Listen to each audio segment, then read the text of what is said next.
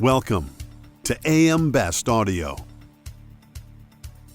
Asia is reshaping the global insurance landscape with companies across the region, from Chinese technology giants to Southeast Asia's agile InsurTech startups, leapfrogging legacy systems and redefining innovation, according to Theresa Blissing, insurance expert, futurist, and co-founder of the InsurTech Podcast, in her book, The Future of Insurance, Volume 4, Asia Rising. The book explores how ecosystem partnerships, embedded insurance, and mobile-first strategies are driving rapid scale, arguing that Asia is not catching up to Western markets, but rather setting the pace for the industry's next chapter. I'm Lori Chortis for AM Best TV, and Theresa Blissing joins us now to discuss that and other key insights from her book. Theresa, welcome. So great to speak with you. Thanks so much for joining us. Thank you. Thank you so much, Laurie. It's great to be here. So Theresa, can you tell us a bit about your book and what inspired it? Yeah, sure. Happy to. So I'm originally from Germany, but I've spent over a decade in Asia Pacific. I've always been fascinated by the region's energy, its pace of change, its enormous potential of, these growth markets. And I'm deeply passionate about how technology is reshaping the insurance industry. And I guess if you bring these two things together, it gets really exciting, at least for me. And that's the heart of the book. And I guess it started back in 2016 when I conducted academic research on the adoption of big data in the insurance industry in Asia. And through that work, I built a strong network of innovators across Asia who have really been doing groundbreaking things, but their stories weren't reaching a global audience. So that's one of the reasons I started the InsurTech Podcast together with Michael Waits to give these people a platform to share their stories. And then when Brian Falchuk, who started the Future of Insurance series, reached out and asked me if I wanted to contribute a book on the Asian insurance market, it felt like a natural next step. And I really believe the world has so much to learn from Asia's creativity, drive, and how it is embracing digital. What can Western insurers learn from how Asia has embraced technology and innovation in insurance? Well, I think the key thing to understand is that much of Asia has embrace digital platforms far more deeply than the US or Europe. Like super apps like WeChat simply don't have an equivalent in the West. And there are reasons for that, right? So many Asian markets leapfrogged certain, tech stages, and therefore they don't carry the same legacy constraints as insurers in the West. Then in many of the growth markets, populations are also really young. Indonesia, over 50% of the population is under the age of 30. So they grew up as true digital natives. And I guess it's a bit that combination, less legacy and more digital fluency that really creates the condition for faster, bolder adoption of digital solutions in the insurance industry and beyond. Theresa, how are collaborations with technology firms reshaping product development and distribution models across Asia? Well, in my opinion, Asia has found remarkable ways to use tech partnerships as alternative forms of distribution.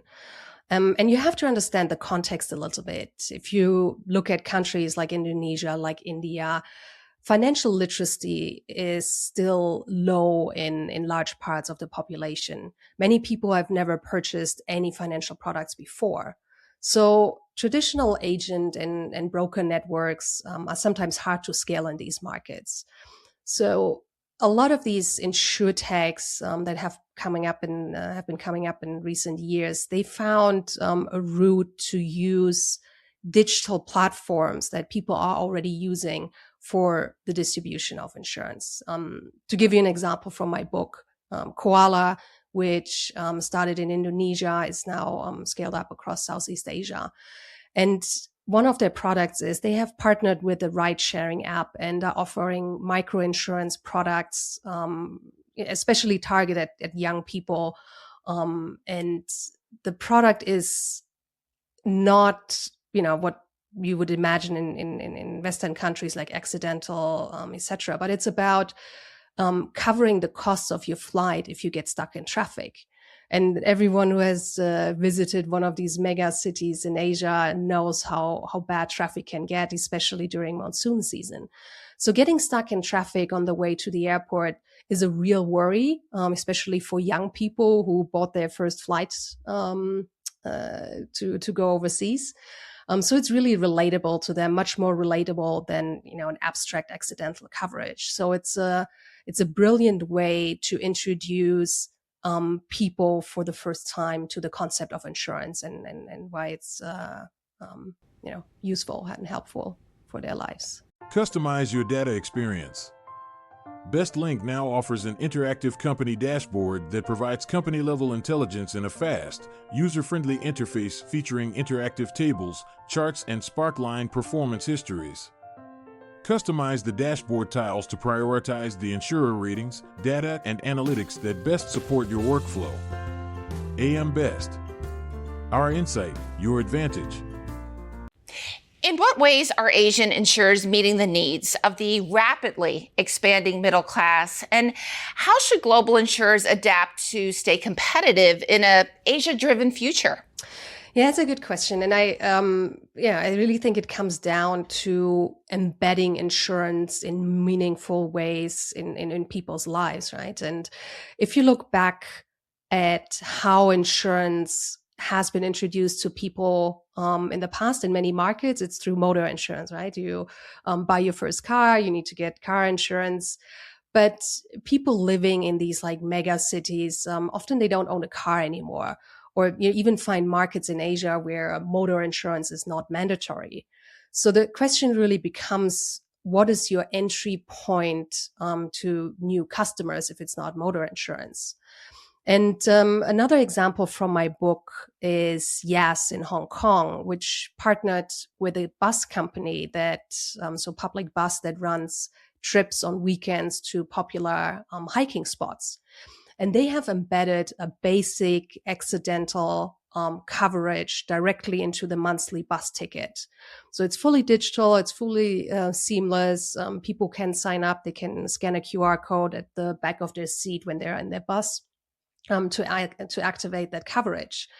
And it's also a great way to market it to hikers because they immediately understand the value. They know how steep those trails are. They know what can go wrong, right? So a basic coverage like that immediately resonates with them. And then having a digital mobile first solution allows them, to expand on their coverage and, go deeper with other insurance products.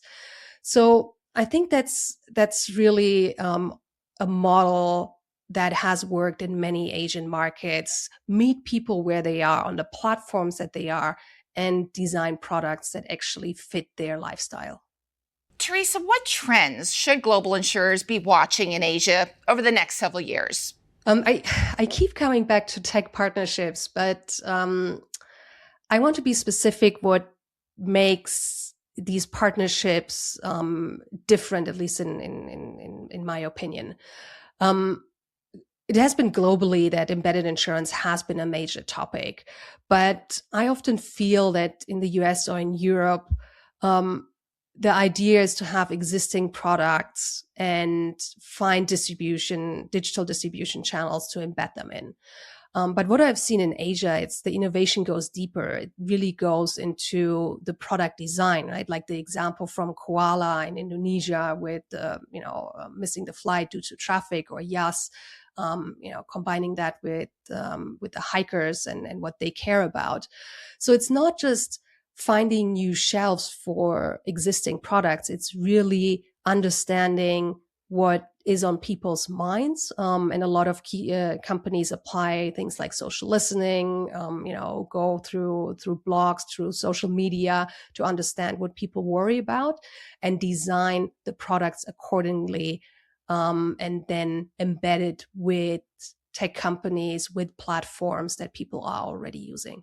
And Theresa, what key insights do you hope readers will take away from your book? I hope readers come away with like a general appreciation of what is happening in Asia. And I think Asia has a lot of lessons for the rest of the world. Again, coming from a spot where in many markets, companies were able to leapfrog certain technology stages, have a very tech-savvy, digital native, young generation in these markets. And I think for any company who is trying to crack the code on how to market insurance to the next generation, to how to reach Gen Z, I think Asia is a good spot to get some inspiration, because again, marketing a product like insurance to a population with low financial literacy, where many people never bought insurance or any financial products before, and still being able to do that through digital channels, I think it's remarkable, and that is something that I think all over the world companies want to pay attention, especially when they want to reach the younger generations. Theresa, this has been fascinating, so insightful, and it's been such a pleasure speaking with you. And I wish you all the best with your book. Thank you so much for taking the time to speak with us today. Greatly appreciate it. Thank you so much, Laurie. Thanks for having me. That was Theresa Blissing, an insurance expert, futurist, co-founder of the Asia InsurTech Podcast, and author of the book, The Future of Insurance, Volume 4, Asia Rising. For AM Best TV, I'm Laurie Chortis.